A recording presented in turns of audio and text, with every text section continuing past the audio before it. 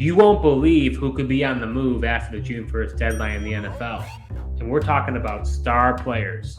Welcome to Front Office Pros, brought to you by the Front Office Pros, Steve and Joe. Today, we're going to be talking about players on the move after the June 1st deadline. If you haven't done so yet, check out our DeAndre Hopkins video where we discuss his landing spots and how we thought he would be a post-June 1st move. Hike! So the first player that we suspect will be on the move will be running back Dalvin Cook. It has been widely speculated that the Minnesota Vikings could be moving away from Cook. If the Vikings were to cut Cook, they would receive $9 million in cap space, and if they were to trade him, they would save $11 million in cap space. He currently has 3 years remaining on his contract, and he is 28 years old as of this season. The Vikings currently have a little over $9.5 million in cap this season. So, Joe, how likely is it that Cook is on the move? And if he is on the move, do you think the Vikings ultimately cut him or trade him? Yeah, Steve, I think it's very likely that Cook will be on the move. And, I think it's most likely that he gets released and then somebody else will sign him. I just think, with the trade, somebody having to actually inherit that $11 million that the Vikings would be saving, could be tough for teams to take on, as we see a lot of the contending teams, as people have put out there to see if they have enough space to get Hopkins.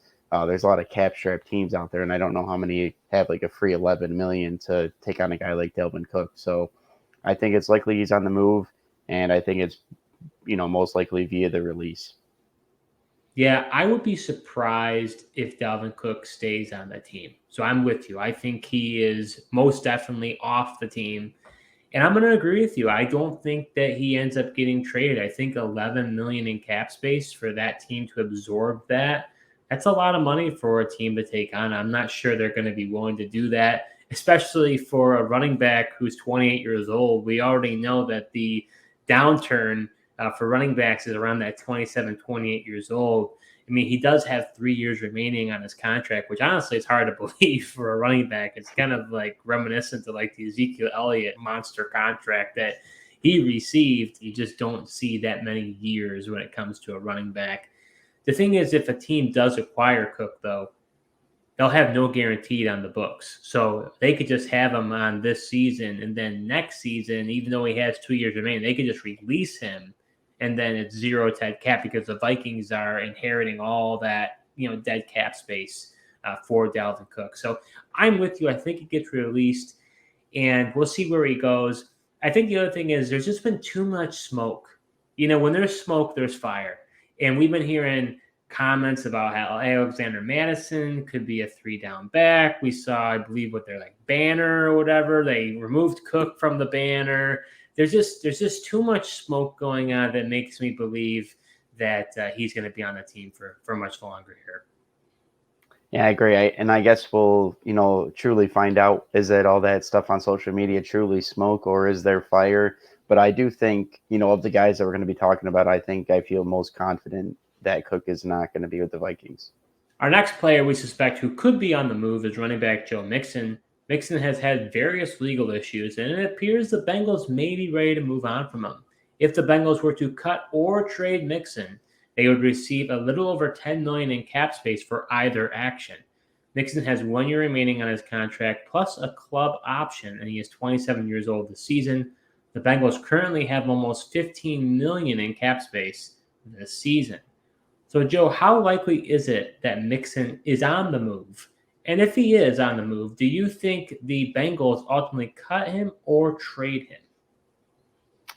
Yeah, I'm thinking about this one with Mixon. I think it's definitely not as likely as Cook. I'd say somewhat likely that he could be on the move. The fact of the matter is the Bengals just don't have a lot of backup options. If they do decide to move away from Joe Mixon, if they had brought back Samaje Perine, I'd feel a little bit differently, but they didn't. I know they got Williams on the roster, guys like Evans, and they drafted the guy out of Illinois this year. So they do have a few options, but nobody like with that much experience. And I think trading him could be tough just with the, off the field issues that he's had and been in the news.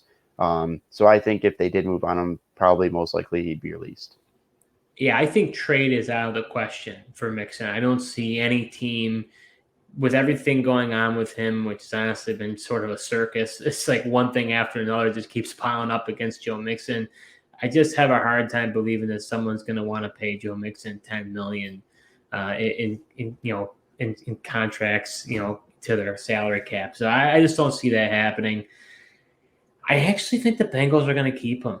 I would have thought they would have moved off from him by now. And Chase Brown, you mentioned the rookie out of Illinois they drafted. That doesn't scare me. The only thing I actually would think about is maybe Dalvin Cook goes to the Bengals. That's where maybe Cook possibly gets cut or even traded. We talked about him being unlikely to be traded, but his $11 million in cap space, if they were to get away from Mixon, save 10, and then bring in Dalvin Cook for 11. They're not hurting for a cap space, so that could make some sense for them. I could see them doing that sort of swap, but at this point, I don't think it's going to happen. I think he's going to stay on the team. They seem to be, committed to the guy. I wouldn't be shocked if he gets cut. It's just my gut is telling me that for whatever reason, they're going to stay with him. Yeah, I think that's most likely the case as well. Ryan Tannehill missed several games last season with an ankle injury, and the Titans just traded up in the second round of the NFL draft for rookie quarterback Will Levis. If the Titans were to cut or trade Tannehill, they would save $27 million in cap space for either action. Tannehill has 1 year remaining on his contract, plus some void years, and he is 35 years old this season. The Titans currently have almost $8 million in cap space remaining for this season. So, Joe, how likely is it that Tannehill is on the move? And if he is on the move, do you think the Titans ultimately cut him or trade him? Yeah, I think Tannehill is another one. I think he's very likely to be on the move here. He just doesn't make sense for the Titans roster at this point. They have a couple of the young quarterbacks they go to. I mean, they had drafted Malik Willis out of Liberty last year. They just got Will Levis in this year's draft. So they're in kind of that rebuild mode.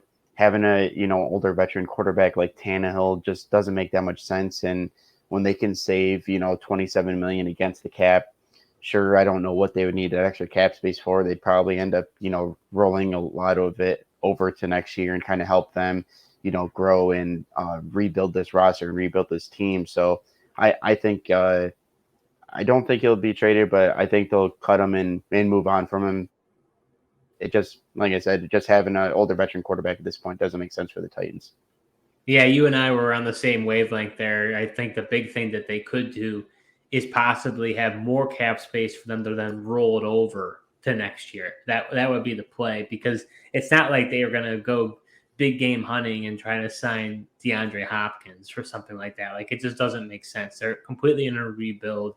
They got Rand Carthon coming over in as a GM. I think they tried it, with the offense, with Tannehill and Henry and everything else, with Mike Vrabel. It just didn't work. They had some, good finishes and were sometimes, really high seeds in the AFC, but it never really panned out for them. So when it comes to Tannehill, I'm with you. I think he is going to get cut. My only question is Vrabel going to see Tannehill as a quarterback that could provide Levis some leadership and possibly not the pressure for him to start right away? I know that, some of the knock on Will Levis is maybe he's not NFL ready. Maybe it would take him a few weeks. Maybe they wouldn't want to throw him right into the fire as of week one. But we've seen now in this, NFL that we live in, these rookie quarterbacks are getting thrown right in as of week one. So they may throw that out and just say, we're going to play in week one. So,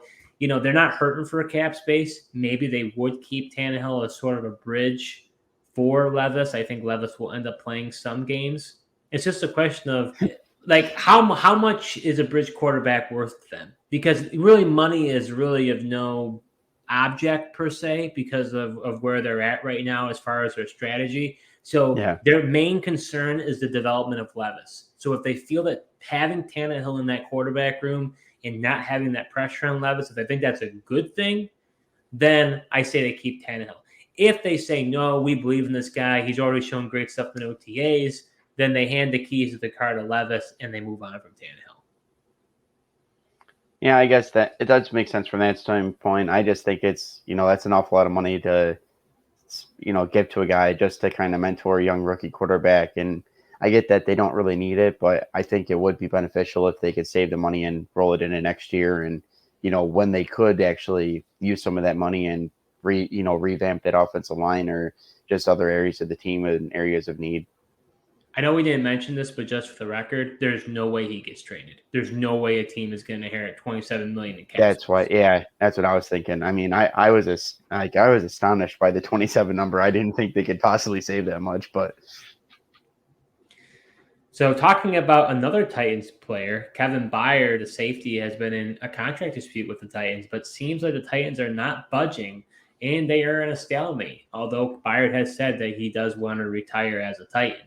If the Titans were to cut or trade Kevin Byard, they would save 14 million in cap space for either action. Byard has 2 years remaining on his contract plus some void years, and he's 30 years old this season. The Titans currently have almost $8 million in cap space remaining for the season. So, Joe, how likely is it that Byard is on the move? And if he is on the move, do you think the Titans ultimately cut him or trade him? yeah, Byard. This is an interesting one. If I guess it'll depend on how motivated Byard officially is to retire a Titan. Um, I could see this. I think it is potentially likely. They do move on from him. Just again, he's a 30-year-old safety. It doesn't really fit this roster and the rebuild process either. And I think it'd be tough for him to get traded. I think 14 million would be a tough thing for a team to take on. For a 30-year-old safety. But why I say kind of likely they could move on him. The other side is if they can rework something in his contract and keep him there, I think he could be a nice veteran presence for that defense and, possibly mentor some young guys in that secondary as well. So I guess it just ultimately depends on the price the Titans would like to pay him and how motivated is Byard willing to take like a pay cut to stay there and retire a Titan ultimately. I would say it's a tough pill to swallow for teams to inherit that 14 million in cap space. So I don't see him getting traded. Although if he were to be released, I think he'd be highly coveted.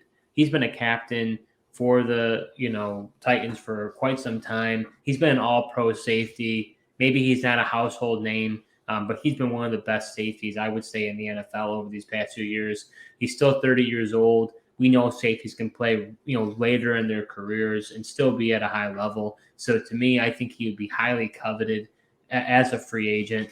I'm torn about it. They don't need the cap space. I mean, they already have a decent amount, and he's a culture guy. He's a culture guy that's been with Vrabel. So, and he wants to retire a Titan. How good of a look is it for them to move off of a guy that they don't really need to move off of? If he was demanding his release and saying, I want to go to a contender, that'd be one thing. But for him to say he wants to retire a Titan, I have a hard time believing they just say, we're moving off of you. I mean, that does really communicate something to that locker room. So I'm going to say they're going to keep him because I don't feel like they're that motivated to get rid of him. Yeah, I could definitely see that happening. Like I said, I mean, I think, like you mentioned, being a culture guy, I think, they definitely could use him to coach up that, secondary and just help along these younger guys that they have on the roster. But I also agree that, if they do ultimately release him, he definitely would be a hot commodity on the open market, I think. I mean, there's teams that always need depth at that safety position. And he definitely is a household name and has proven himself as one of the better safeties in the league. Zach Ertz is coming off a season where he tore his ACL, and the Arizona Cardinals are in an obvious rebuild. If the Cardinals were to cut Ertz, they would only save $605,000 in cap space. But if they were to trade Ertz, they would save $9.1 million in cap space. Ertz has 2 years remaining on his contract, and he is 33 years old this season. The Cardinals currently have a little over $24 million in cap space remaining for the season. So, Joe, how likely is it that Ertz is on the move? And if he is on the move, do you think the Cardinals ultimately cut him or trade him? Yeah, Ertz is definitely an interesting one. It would make a lot of sense for the Cardinals to move him. Like we've already seen them move on from Hopkins. They're in a definitely obvious rebuild mode. Could be time to see what they got in Trey McBride. But I do think if they were to move him, I don't think they're going to cut him. there's not really that much benefit to it. I think they might try to trade him. Maybe they decide to eat some of that 9.5 for a team. I don't know how likely it is that they do move him, but I think if he does, I think it'll be via the trade. You and I were on the same wavelength again. We haven't really talked about that aspect of it. Just because the Cardinals could save $9 million doesn't mean that the team that would be acquiring Ertz would want to pay him that salary. So, being that the Cardinals have a decent amount of cap space already, would they be willing to eat some of that money? I could see them eating, maybe half of it as a form of dead cap. Then the team that receives him only gets him at around $4.5 million. I think Ertz recovering from an ACL definitely hurts things. If he wasn't recovering from an ACL injury, maybe the appeal would be stronger. The question will be, will a team be willing to trade for him? I agree with you. It's kind of an interesting situation. I think it's more likely he gets traded than he gets cut. He's not the type of player that's very vocal and is going to demand his release, or at least we haven't seen anything yet. I would have thought we would have heard it by now if that was the case. So they drafted Trey McBride in the second round. I would think they want to showcase him and see how he is. He's going into his second year now. So it really does make sense for the Cardinals to trade him.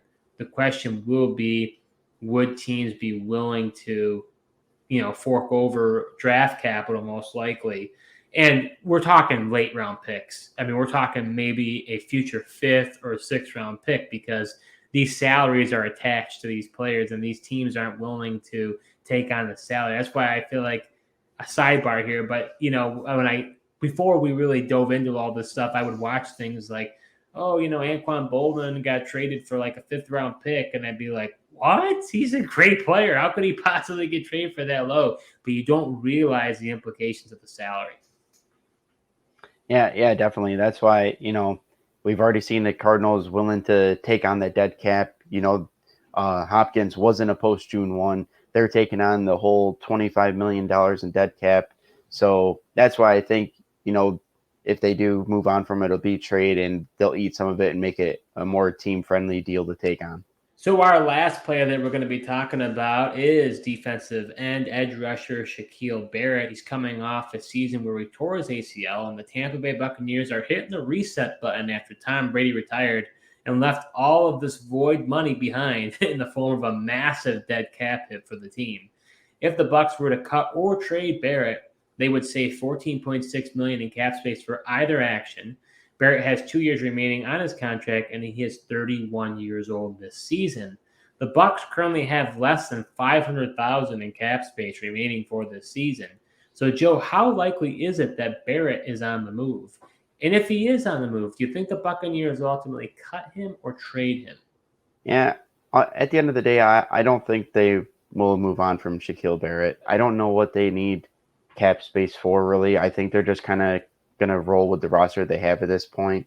So I don't really see a benefit of them like trading them or cutting them. And I just don't think it just makes sense for them to move on and cut them. I do understand, they're going to be transitioning into more of a rebuild after Tom Brady, but they still have some other older veterans on the roster. I know they're kind of cap strapped, but at this point, I don't think they're going to be adding anyone. I think they're just going to, play with the hand that they've been dealt here, roll with Baker at quarterback, and kind of see what happens from there. See, I think I'm going to disagree with you here, Joe. I actually think they are going to release Barrett. I don't think anyone will trade him, especially coming off an ACL tear. It's interesting. A few of these guys we've been talking about are coming off injuries, and it just so happens that they have these huge contracts. So, we don't know this information, right? But the team knows, their medical doctors know, the rehab team knows. How are these players progressing in their recovery from these injuries?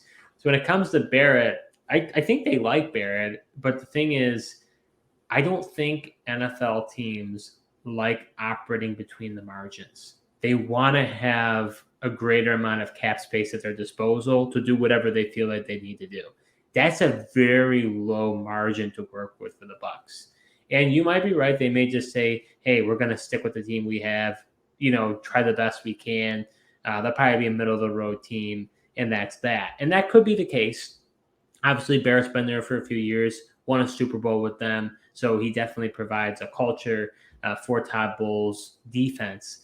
I just wonder if they don't want to operate within the margins, and that's why they've cut him. I guess, I mean, what would they clear the cap space for? Just to have it? Well, we see that GMs and front offices in general are very stingy when it comes to cap space. They're just not Yeah. looking to possibly give out cap space to anybody. So we're talking about them having only 500,000 to operate for the entire season. Injuries are going to happen. They're going to possibly look at moves during the season. How active they want to be at the trade deadline. Do they want to have money to roll over to next year? You've got Devin White, for example, who's one of their former first round linebacker. He obviously wants an extension. Bucks aren't willing to give it to him, but coming into next year, they're going to have to pay him or probably franchise tag him. So could you say, hey, let's take this $14 million and then roll it over to help us to be able to pay that first year in that Devin White contract extension? So there's multiple pieces that these front offices are thinking about. Do they want to have that cap space? To maybe even bring back a Leonard Fournette or Ezekiel Elliott? Do they really want Rachaad White to be the lead back? They say that he can be, but there's really nobody behind him. So like I said, I just don't think teams want to operate with that small margin to us. And I think it's a fair question what you're asking to say, well, what do they need the cap space for? But I think teams want to have that cap space at their disposal to do whatever they, at their discretion, what they want to do. Yeah, that's definitely fair. It'll be interesting to see what happens with them. So that concludes our conversation on players on the move after the June 1st deadline. If you enjoyed this video, we ask you to please like it to show your support. Comment below on your thoughts. Do you have any players that you think that could be on the move after post June 1? Whether it's a cut or a trade, we'd love to hear your thoughts. You can also subscribe to our YouTube channel, and we also recently joined Apple and Spotify podcasts, so you can follow us there as well. If you are curious about the implications of the June 1st deadline in the NFL, we just did a video recently breaking it all down, so we recommend you check that out. Thank you so much for watching, and until next time.